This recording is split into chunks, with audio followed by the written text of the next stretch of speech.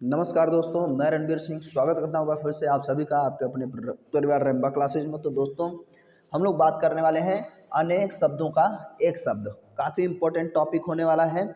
इससे पहले एक वीडियो अपलोड कर दिया गया है, उसको भी देखिए, काफ़ी इंपॉर्टेंट रहेगा। ये पूरी सीरीज़ अनेक शब्दों की एक शब्द खत्म कर दिया जाएगा, जिसमें आर ओ में क्वेश्चन सीधा सीधा 10 बन के आ रहा है। ये तो आप जानते ही हैं, 10 क्वेश्चन यहाँ से मिलेगा आपको। अगर आप एसएससी जीडी देखते हैं तो एसएससी जीडी में कितने क्वेश्चन मिलेंगे? 2 क्वेश्चन मिलेंगे। यूपीपी में 3-4 के आसपास क्वेश्चन मिल जाएंगे। जो भी आप जिसमें हिंदी बनती है सबके लिए इम्पोर्टेंट है ये टॉपिक। तो ये दूसरा पार्ट होने वाला है और इसको 2 से 3 पार्ट में मैं पूरा कंप्लीट कर दूंगा। लगभग 600 के आसपास मुझे लगता होगा। जहाँ से बाहर तो एकदम कल्पना ही नहीं कर सकते हैं कि आप बाहर जाएगा। कुछ चीज़ें आपको जानकारी पहले से होगी, कुछ बहुत सारी चीज़ें जानते होंगे और बहुत सारी चीज़ें आप सीखेंगे या आपको नया जानने को मिलेगा। ठीक है, तो काफ़ी कुछ हम इसमें सीखने वाले हैं। वीडियो बहुत बेहतरीन है, एंड तक देखिए। चैनल पर नए हैं तो सब्सक्राइब कर लीजिए, बेल आइकन को प्रेस करिए जिससे मिल सकेगा नोटिफिकेशन सबसे पहले। दोस्तों के साथ शेयर करना बिल्कुल ना भूलें, लाइक ज़रूर कर दीजिए, ठीक है ना। लाल कमल को हम क्या कहते हैं? कोकनद। अब देखिए ये वाली जो बात है, ये देखिए है कि नहीं, दुर्गम थोड़ा सा है ना। दुर्गम तो अलग बात हो जाएगी, तो दुर्लभ कह लीजिए। ठीक, तो लाल कमल को हम क्या कहते हैं? कोकनद। फिर पुंडरीक, कई बार आप सुनते हो ना, पुंडरीकाज। तो सफेद कमल को हम क्या कहते हैं? पुंडरीक कहते हैं। पुंडरीक, कोकनद लाल कमल को और सफेद कमल को पुंडरीक कहते हैं। कमल की डंडी को हम मृणाल कहते हैं या कमल लाल कहते हैं। ठीक, इससे पहले वाले जो मिक्स जो क्वेश्चंस प्रीवियस ईयर में बन रहे थे, अब हम लोग एकदम फिक्स की इस चीज़ से कैटेगराइज करते हुए पोर्शन में देखेंगे। तो अभी कमल से बनने वाले जितने भी थे, अभी हम इनको देख के फिर आगे बढ़ेंगे। कमल की डंडी को मृणाल कहेंगे या कमलनाल कह लेंगे, है ना। अनेक शब्दों के एक शब्द, ये हम लोग देख रहे हैं। तालाब में खिला हुआ कमल को हम क्या कहते हैं? सरसिज या सरोज, है ना। सरोज आप बार बार सुनते होंगे, सरसिज भी होता है, विकल्प हमें देखना होता है। रात को खिलने वाला श्वेत कमल जो होता है उसे हम कुमुद कहते हैं ना। तो कुमुदनी सुने होंगे। तो रात के समय जो खिलता है और सुबह आप देखेंगे तो सुबह के टाइम पे धीरे धीरे फिर वो बंद हो जाएगा या धीरे धीरे मुरझा जाता है, तो कुमुदनी होती है। तो कुमुद कहते हैं उसको। क्या कहते हैं? कुमुद। जो रात में खिलने वाला कमल है, श्वेत कमल, वो भी सफेद ही होता है वो। उसके उपरांत जिसकी तुलना न कर सके, जिसकी तुलना न हो सके, अतुलनीय होता है। जिसकी सबसे पहले गणना की जाए, अग्रगण होगा। सभी जातियों से संबंध रखने वाला अंतर जातीय होता है ना। तो अंतर जातीय विवाह सुनते होंगे कई बार। जिसका खंडन न किया जा सके, अखंडनीय। जिसका चिंतन न किया जा सके, अचिंत्य। अचिंत्य, अचिंतनीय नहीं, अचिंत्य। जिसका चिंतन न किया जा सके, जिसको त्यागा न जा सके, अत्याज्य, है ना, अत्याज्य।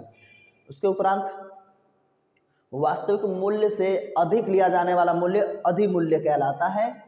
और मूल कथा में आने वाला प्रसंग या लघु कथा अंतः कथा होता है। ठीक, जिसका विरोध न हुआ हो या न हो सके, अनिरुद्ध कहते हैं या अविरोधी कहते हैं। अनिरुद्ध इंपॉर्टेंट है, ध्यान रखेंगे। ठीक, अनिरुद्ध। जो अनुग्रह यानी कृपा से युक्त हो तो वो क्या कहलाएगा? अनुग्रहित होगा। जिस पर आक्रमण न किया गया हो, अनाक्रांत होगा। जिस पर आक्रमण किया गया हो तो आक्रांत होगा। जिसने आक्रमण किया हो आक्रांता होता है। ठीक, अनुकरण करने योग्य अनुकरणीय होता है। जो प्राण से सिद्ध न हो सके, अप्रमेय होगा। सॉरी, प्रमाण से, माफी चाहूंगा मैं। जो प्रमाण से सिद्ध न हो सके, अप्रमेय। जो प्रमाण से सिद्ध हो सके, प्रमेय। किसी वस्तु को प्राप्त करने की तीव्र इच्छा अभिप्सा होती है, अभिप्सा। ठीक, किसी वस्तु को प्राप्त करने की तीव्र इच्छा को अभिप्सा कहते हैं। जो साहित्य कला आदि में रस न ले, अरसिक होता है। जो वध करने योग्य न हो, अवध्य होगा। ये तो आसान ही है। जो वध करने योग्य न हो, अवध्य हो गया है। जो स्त्री सूर्य भी नहीं देख पाती हो, असूर्य पश्यता। असूर्य पश्यता, जो सूर्य को कभी स्त्री देख न पाए। जो शोक करने योग्य नहीं हो, अशोक्य कहलाएगा। जो मृत्यु के समीप हो, आसन्न मृत्यु कहलाएगा। ठीक, वह स्त्री जिसकी पति प्रदेश से लौटा हो, आगत पतिका है। आगत पतिका, वह स्त्री जिसका पति विदेश से लौटा हो, आगत पतिका कहलाएगा। जिसकी भुजाएं घुटनों तक लंबी हो, अजानुबाहु, है ना, अजानुबाहु। मृत्यु पर्यंत, आमरण। अपनी प्रशंसा स्वयं करने वाला, आत्मश्लाघी, आत्मश्लाघी, ठीक। ईश्वर में विश्वास रखने वाला आस्तिक और शीघ्र प्रसन्न हो जाने वाले व्यक्ति आशुतोष, ठीक। विदेश से देश में माल मंगाना आयात कहलाएगा। सिर से पांव तक आपाद मस्तक कहलाएगा। प्रारंभ से लेकर अंत तक अधोपतन, अधोपांत होता है। जो अतिथि का सत्कार करता हो अतिथेय होता है या मेजबान कहलाता है ना। क्रिकेट टीम में बहुत बार सुनते होंगे, क्रिकेट मैच में मेजबान टीम ये रही, मेजबान टीम वो रही, फलाना ढिमाका। दूसरे के हित में अपना जीवन त्याग देने वाला आत्मोत्सर्ग, आत्मोत्सर्ग, पुनः दूसरे के हित में अपना जीवन त्याग देना, आत्मोत्सर्ग। जिस पर हमला किया गया हो आक्रांत, चर्चा में पहले कर लिया था। जिसने हमला किया हो आक्रांता होता है। जिसे सूंघा ना जा सके वो आग्रेय होगा, आग्रेय, है ना। जो जन्म लेते ही गिर या मर गया हो आजन्म पात होता है। पात मतलब गिरना, तो मरना भी उसमें जुड़ जाएगा जन्म लेते ही। पवित्र आचरण वाला आचारपूत, पवित्र आचरण करने वाला, पवित्र आचरण वाला आचारपूत। किन्हीं घटनाओं का कालक्रम से किया गया वर्णन इतिवृत्ति होती है। किन्हीं घटनाओं का कालक्रम से किया गया वर्णन इतिवृत्ति वृत्त होता है। इस लोक से संबंधित एहलौकिक होता है। जो इंद्र पर विजय प्राप्त कर चुका हो इंद्रजीत होता है। माँ बाप का अकेला लड़का इकलौता होता है, तो जानते ही हैं।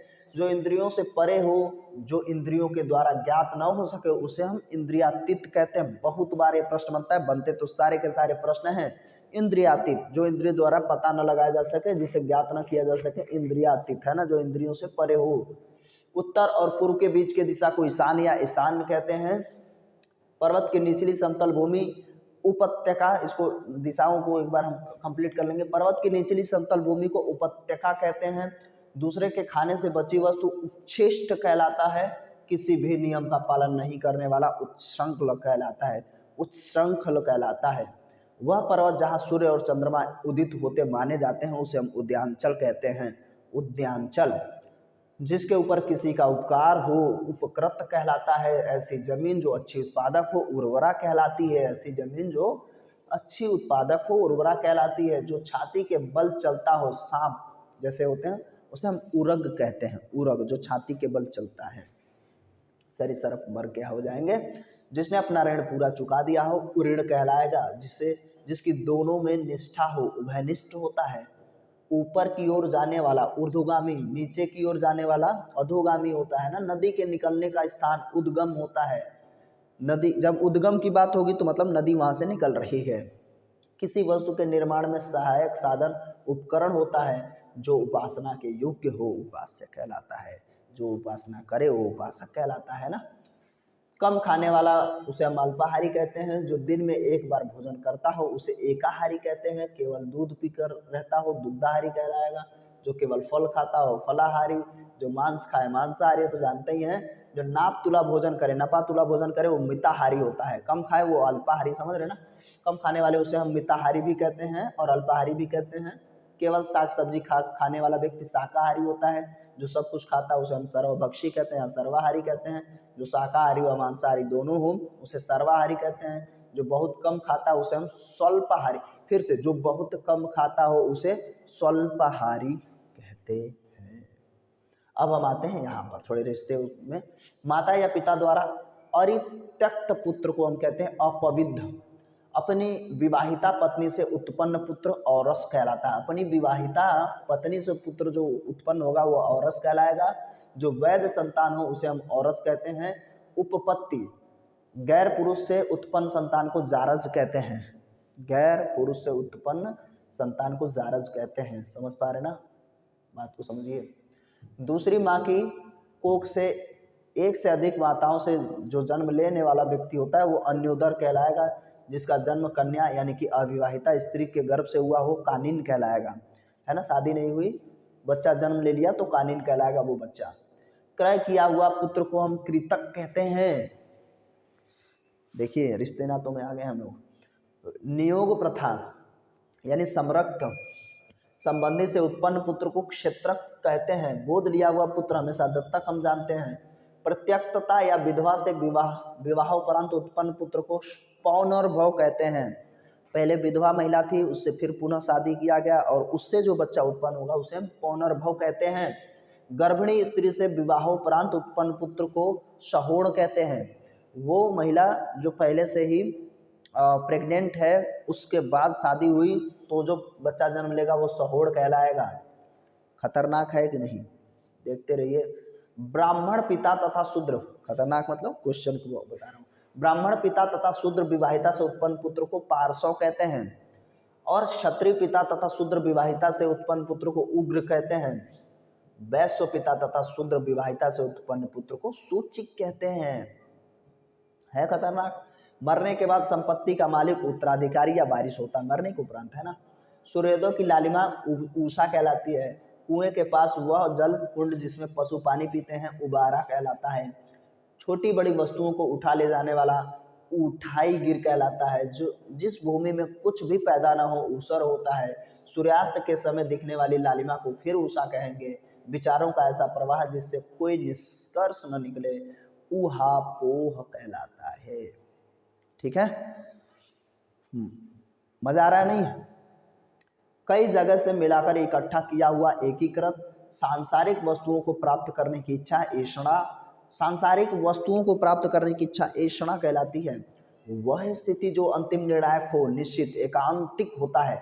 जो निश्चित हो यानी कि वह स्थिति जो अंतिम निर्णायक हो उसे हम एकांतिक कहते हैं। इंद्रियों को भ्रमित करने वाला इंद्रजालिक, इंद्रजालिक, ठीक है ना। सांप भिक्षु के जहर या भूत प्रेत के भय को मंत्रों से झाड़ने वाले को ओझा कहते हैं। जो उपनिषदों से संबंधित हो औपनिषदिक होता है। विवाहिता पत्नी से उत्पन्न संतान औरस होता है। थोड़ा रिपीट हो गया वो। हड्डियों का ढांचा कंकाल कहलाएगा। दो व्यक्तियों के बीच परस्पर होने वाली बातचीत कथोपकथन होते हैं। कथोपकथन, कथोपकथन मतलब दो लोगों के बीच की बातचीत। बर्तन बेचने वाला कसेरा, कसेरा ठठेरा जानते हैं ना, तो बेचने वाला, बनाने वाला ठठेरा, बर्तन बेचने वाला कसेरा। जिसे अपने मत या विश्वास का अधिक आग्रह हो, कट्टर होता है। जिसकी कल्पना न की जा सके, कल्पनातीत होता है। कल्पनातीत, जिसकी कल्पना न की जा सके, अकल्पनीय या कल्पनातीत। ऐसा अन्न जो खाने योग्य न हो कदन्न है। ऐसा अन्न जो खाने योग्य नहीं है कदन्न है। ठीक है। हाथी का बच्चा कलभ कहलाता है। हाथी का बच्चा कलभ। कर्म में तत्पर रहने वाला कर्मठ। कान में कही जाने वाली बात कानाबाती या कानाफूसी। सरकार का वह अंग जो कानून का पालन करता है कार्यपालिका कहलाती है। जो दुखी या भय से पीड़ित हो कातर कहलाता है। जो दुखी या भय से पीड़ित है कातर। सूर्योदय से 2 घड़ी पहले तक के समय को हम ब्रह्म मुहूर्त कहते हैं। 2 घड़ी पहले ही, है ना, 4 बजे के समय को ब्रह्म मुहूर्त। सुबह के 4 बजे के समय को ब्रह्म मुहूर्त। बात वही है दोनों। देखिए, सूर्योदय या अरुणोदय, अरुण मतलब वही, अरुणोदय से पहले के समय को उषा काल कहते हैं। पहले भी चर्चा हम लोग थोड़ा सा किए थे। पौ फटने के समय को उषा काल कहते हैं। रात्रि और सुबह के बीच के समय को उषा काल कहते हैं। रात्रि और सुबह के बीच फिर उषा काल, वही बात है। सुबह पक्षियों के कलरव के समय को भोर कहते हैं। भोर, ठीक है। सूर्य की लालिमा दिखने के समय को अरुणोदय काल कहते हैं। सूर्य के निकलने के समय को सूर्योदय काल कहते हैं। सूर्य से 9 बजे सुबह तक के समय को प्रातः काल कहते हैं। 9 बजे तक। दोपहर के पहले के समय को पूर्वाहन कहते हैं। 9 बजे से 12 बजे तक। उसके बाद अपराहन कहेंगे, है ना। दिन के पहले दोपहर को हम पूर्वाहन कहते हैं। वही बात। दोपहर के बाद के समय को मध्याह्न कहते हैं। मतलब दोपहर का समय मध्याह्न होगा और दोपहर के बाद के समय को अपराहन कहते हैं। सूर्यास्त का समय संध्या काल होता है। सूर्योदय के ठीक पहले और सूर्योदय के ठीक बाद का समय अति संध्या कहलाएगा। जब एकदम से थोड़ी थोड़ी जो है दिखेगा, थोड़ी थोड़ी नहीं। संध्या और रात्रि के बीच के समय को अति संध्या। संध्या और रात्रि के बीच को अति संध्या। संध्या और रात्रि के बीच के समय को गोधूली भी कहते हैं। संध्या काल जब गाय चरकर लौटती हैं तब भी गोधूली कहलाता है, क्योंकि उसी समय गाय लौट रही होती है। गोधूली। दिन और रात के मिलने का समय प्रदोष काल कहलाता है। दिन और रात जब मिलते हैं उसे हम प्रदोष काल कहते हैं। काफ़ी जबरदस्त जो है कंटेंट आपको मिल रहा है, ध्यान से इसको सुनते रहिए, देखते रहिए। मजा आएगा। रात्रि का प्रथम पहर, पहला पहर रात्रि का जो होगा प्रहर कहलाएगा, प्रदोष कहलाएगा। रात्रि का प्रथम पहर प्रदोष, और रात्रि के पूर्व भाग का समय भी प्रदोष कहलाएगा।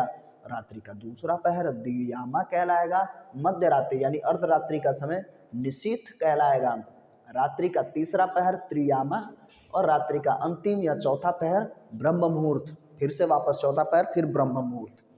अंधेरी रात को तमिस्त्रा कहते हैं, अंधेरी रात को तमिस्त्रा।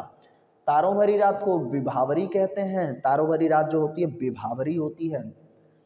चांदनी रात शर्वरी होती है, चांदनी रात को शर्वरी कहते हैं। सूर्य का मकर रेखा के उत्तर जाना उत्तरायण और दक्षिण, तो ये तो ज्योग्राफी में भी पढ़ते हैं, सूर्य का उत्तरायण और दक्षिणायन। तो सूर्य का कर्क रेखा से दक्षिण जाना दक्षिणायन कहलाता है। तो सूर्य से संबंधित प्रश्न थे। कम बोलने वाला अल्पाहारी, बहुत सी भाषाओं को जानने वाला बहुभाषाविद, बहुत भाषाओं को जानने वाला बहुभाषाविद। एक से अधिक भाषाएं, बहुत सी भाषाएं मतलब बोलने वाला बहुभाषाविद ही कहलाएगा। झूठ अर्थात मिथ्या बोलने वाला मिथ्यावादी है। मीठा बोलने वाला मिष्टभाषी या मृदुभाषी है। नानी का घर ननिहाल होता है। पिता एवं प्रपिताओं से संबंधित पैतृक कहलाता है। विवाहिता के माता पिता का घर पीहर या मायका कहलाती है, पीहर या मायका। विवाहिता के माता पिता का घर जो होता है वो पीहर या मायका होता है, और विवाहिता स्त्री के पति का घर क्या होता है, ससुराल होता है। पति या पत्नी के पिता का घर भी ससुराल ही होगा, पति या पत्नी के पिता का घर, ठीक, दोनों एक दूसरे के ससुराल वाले मामले में। बाल्यावस्था और युवावस्था के बीच की अवस्था किशोरावस्था कहलाती है। जो बात पूर्व काल, देखिए बाल्य और युवा दोनों के बीच का किशोर कहते हैं। जो बात पूर्व काल से लोगों में सुनकर प्रचलित होती है किंवदंतियां या जनश्रुति कहलाती हैं, जो आगे से सुनते सुनाते चलती आ रही हैं। अपने काम के बारे में कुछ निश्चित न करने वाले को किंग कर्तव्य विमूढ़ कहते हैं, किंग कर्तव्य विमूढ़। फिर से अपने काम के बारे में कुछ निश्चय न करने वाले को किंग कर्तव्य विमूढ़ कहते हैं। वृक्ष लता आदि से ढका स्थान कुंज कहलाता है, कुंज है ना, कुंज की छाही। किए गए उपकार को मानने वाला कृतज्ञ होता है, और जो नहीं मानेगा वो कृतज्ञ होता है। लगातार प्रश्न बनता है। जो धन को अत्यधिक कंजूसी से खर्च करे कर्पण, अत्यधिक कंजूसी से खर्च करे कर्पण। जिसने संकल्प कर रखा है वो कृत संकल्प है, कृत संकल्प। जो केंद्र से हटकर दूर जाता है केंद्रापसारी, और केंद्र की ओर आए केंद्राभिसारी या केंद्राभिमुख। अभी केंद्र बल भी कहते हैं ना, वो जो लगता है उसमें। सर्प के शरीर से निकली हुई खोली को हम केंचुली कहते हैं, केंचुली। जिसका कुछ ही समय में नाश हो जाए वो क्षणभंगुर होता है, जिसका कुछ समय में ही नाश हो जाएगा वो क्षणभंगुर कहलाएगा। जहाँ धरती और आकाश मिलते दिखाई देते हैं उसे हम क्षितिज कहते हैं। जहाँ धरती और आकाश मिलते हुए दिखेंगे वो क्षितिज कहलाता है। जो भूख मिटाने के लिए बेचैन हो, क्षुधातुर, क्षुधातुर, ठीक है ना। जो भूख मिटाने के लिए बेचैन है क्षुधातुर, है ना। गांव में लोग बोल देते हैं, महिलाएं बोल देती हैं धातुर हो क्या एकदम से, है ना। क्षुधातुर, भूख मिटाने के लिए बेचैन। भूख से पीड़ित व्यक्ति क्षुधार्त है, क्षुधार्त है, क्षुधार्त, ठीक है ना। वह स्त्री जिसका पति अन्य स्त्री के साथ रात को रहकर प्रातः लौटे खंडिता कहलाएगी, वो महिला, है ना।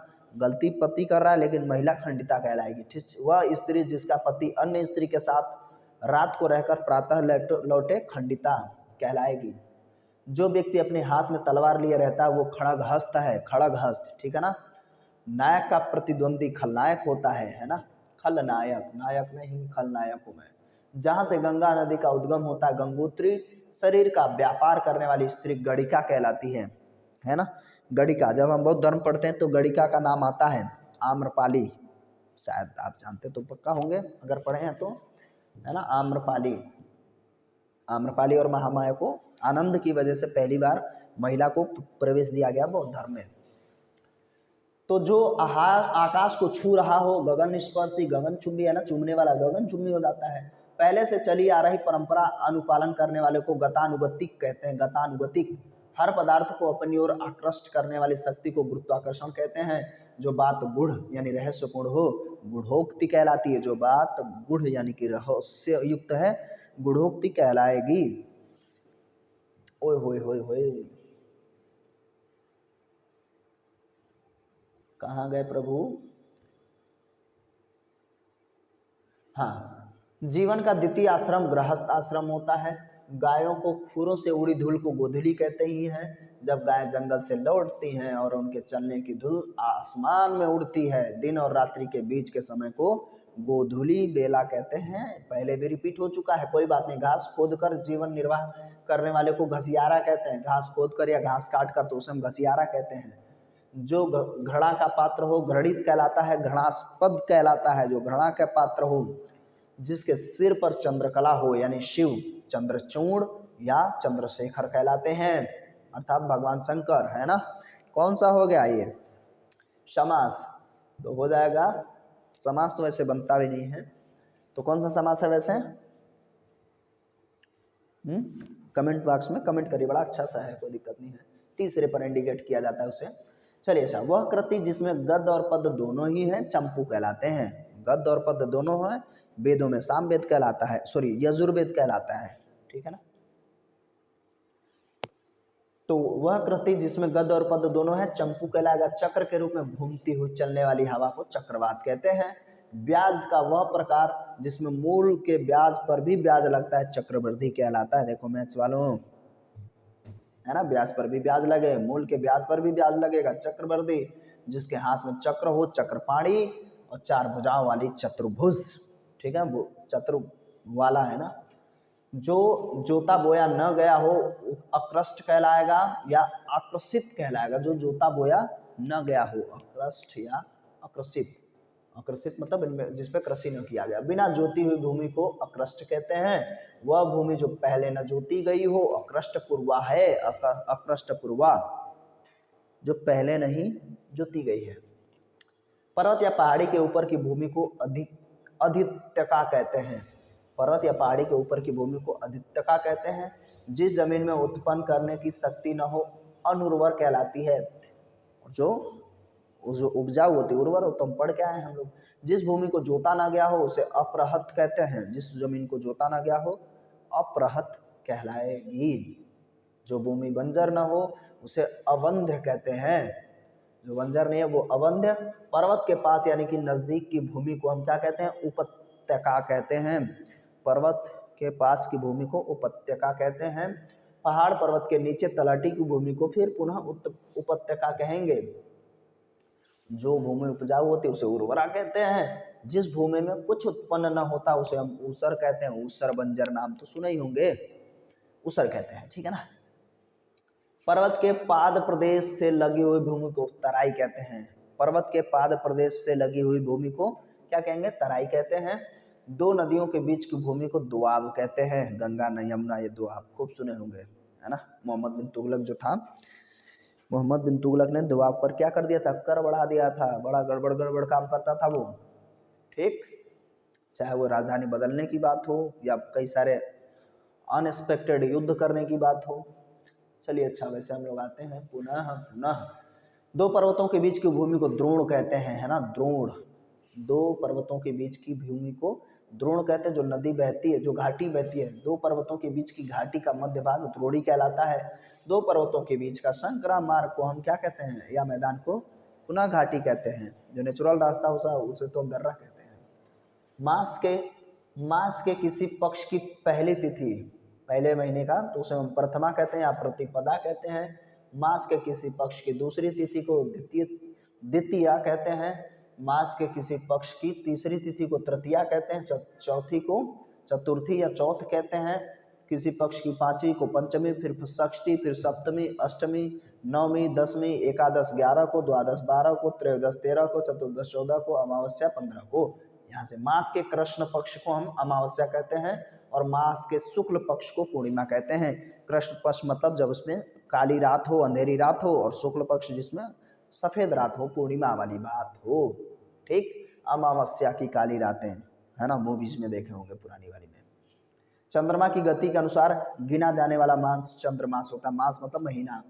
चंद्रमा के जिस पक्ष में शाम से चंद्रमा दिखने लग जाता है उसे हम शुक्ल पक्ष कहते हैं। शाम को दिखना शुरू हो जाता है उसे हम शुक्ल पक्ष कहते हैं, मतलब उजाले वाली रात, है ना, चांदनी वाली रात है। प्रतिदिन होने को दैनिक कहते हैं। पखवाड़े में यानी कि 15वें दिन एक बार आने वाले या होने वाले को पाक्षिक कहते हैं ना, कहते हैं पक्ष है, ये शुक्ल पक्ष वो कृष्ण पक्ष, तो वही पाक्षिक होता है। मास में एक बार आने वाले को होने वाले को मासिक कहते हैं। एक ही बार आएगा तो मासिक होगा। 3 महीने में त्रैमासिक, 6 महीने में छमाही या षष्ठ मासिक। फिर 6 महीने के एक बार आने वाले को फिर से पुनः अर्धवार्षिक भी कहते हैं। 1 वर्ष में आने वाले को वार्षिक कहते हैं। 100 वर्ष में शतवार्षिक होता है। और 3 युगों में आने वाले या होने वाले को त्रियुगी कहते हैं। 7 दिनों की अवधि को सप्ताह कहते हैं। 6 माह के समय को छमाही कहते हैं। देखिए एकदम से कैटेगराइज किया गया समय का है, तो समय चल रहा है। 10 वर्ष को हम लोग दशाब्दी कहते हैं या दशक कहते हैं, ठीक है ना। और 100 वर्ष की अवधि को शताब्दी कहते हैं। जन्म से 100 वर्ष की अवधि या समय को हम जन्म शती कहते हैं। और दूसरा कार्य करने की इच्छा, देखिए फिर से चिकित्सा है ना, थोड़ा सा पढ़िएगा, थोड़ा कार्य करने की इच्छा चिकित्सा, ठीक है ना। लंबे समय तक जीने वाले को चिरंजीवी कहते हैं, चिरंजीवी भव, है ना। चिंता या चिंतन करने योग्य बात को चिंतनीय या चिंत्य कहते हैं। 4 पैरों वालों को चौपाया कहेंगे, शायद आपको दिख पा रहा होगा अच्छे से, चलिए सुन लीजिए।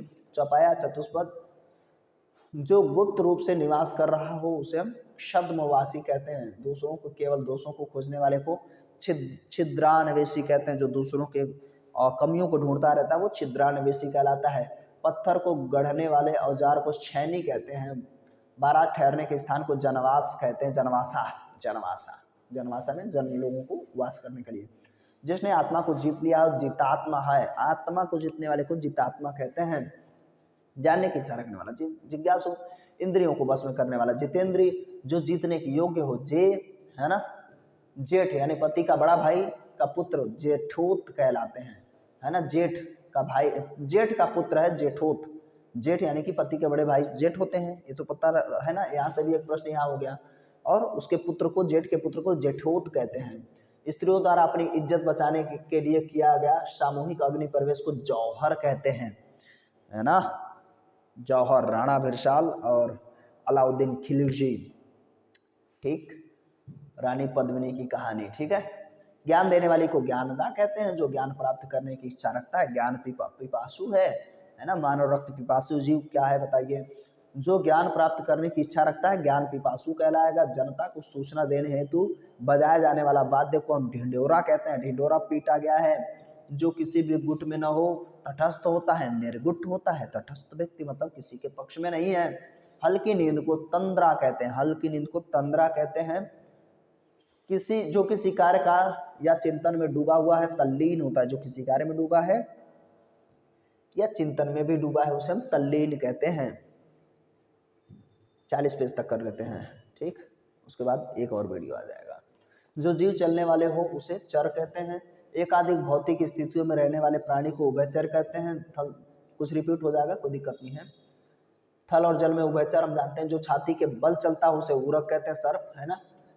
खे यानी कि आकाश में उड़ने वाले या चलने वाले को खेचर कहते हैं या खग कहते हैं। खे मतलब आकाश होता है, पर्याय याद रखिए, एक ये भी है, हाँ पक्का।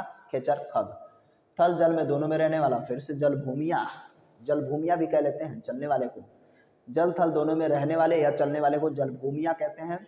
जल में चलने वाले या विचरण करने वाले को जलचर कहते हैं। 2 पैरों से चलने वाले को द्विपदी कहते हैं। आकाश या नभ में उड़ने वाले या चलने वाले को नभचर कहते हैं। निशा और रात्रि में विचरण करने वाले को निशाचर कहते हैं। भुजा के बल चलने वाले को भुजंग कहते हैं।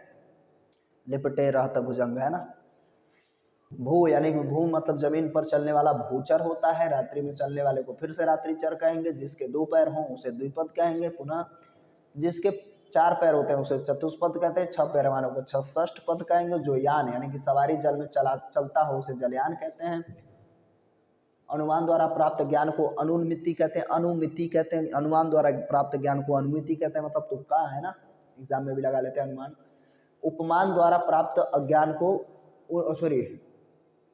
उपमान द्वारा प्राप्त ज्ञान को उपमिति कहते हैं। थोड़ा या कम जानने वाले को अल्पज्ञ कहते हैं, जैसे मैं हूँ। उसके बाद जो कम जानता हो उसे हम फिर से अल्पज्ञ कहेंगे। जो कुछ नहीं जानता उसे हम अज्ञ या अज्ञानी कहते हैं। जो न जानता हो उसे अज्ञ या अनभिज्ञ कहते हैं। जो जानता हो उसे अभिज्ञ या ज्ञाता कहते हैं। इतिहास जानने वाले को इतिहासविद कहते हैं। जो कला जानता है या कला जानने वाला है उसे हम कलाविद कहते हैं। समय का पहचान करने वाले को कालज्ञ कहते हैं, जो कूटनीति जानता है उसे हम कूटनीतिज्ञ कहते हैं, जो गणित शास्त्र का जानकार हो गणितज्ञ कहलाता है, गुणों की पहचान करने वाले को गुणज्ञ कहते हैं, गुणों की पहचान करने वाले को गुणज्ञ कहते हैं।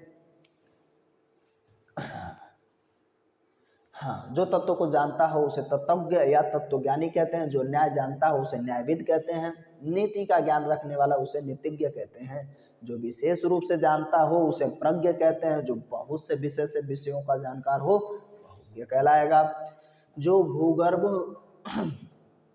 विज्ञान का जानकार हो उसे हम भूगर्भ विद्या कहते हैं, किसी बात का मर्म जानने वाला उसे मर्मज्ञ कहते हैं, जिसे राजनीति का ज्ञान हो उसे हम राजनीतिज्ञ कहते हैं, लिपि या अक्षर संकेतों को जानने वाले को लिपिज्ञ कहते हैं, किसी विषय को विशेष रूप से जानने वाले को विशेषज्ञ कहते हैं, जो वेद जानता हो वेदों को जानने वाला हो वेदज्ञ कहलाएगा। ज्ञ मतलब ज्ञानी जोड़ दीजिए फटाफट सब। विज्ञान को जानने वाले को वैज्ञानिक कहते हैं, जिससे शास्त्रों की अच्छी जानकारी उसे शास्त्रज्ञ या शास्त्री कहते हैं, जो संगीत जानता है उसे संगीतज्ञ कहते हैं, तीनों कालों को जानने वाले को त्रिकालज्ञ कहते हैं, जो जानता हो उसे ज्ञाता कहते हैं, वह राजकीय धन जो किसानों की सहायता हेतु दिया जाता है उसे हम तकावी कहते हैं, तकावी ऋण है ना, तकावी, वह राजकीय धन जो किसानों की सहायता के लिए दिया जाता है तकावी कहलाता है। बहुत इंपॉर्टेंट, बढ़िया है। जिसमें बाण रखे जाते हैं उसे हम तर्कस या तुणीर कहते हैं, जो चोरी छिपे माल लाता हो या ले जाता हो उसे हम तस्कर कहते हैं।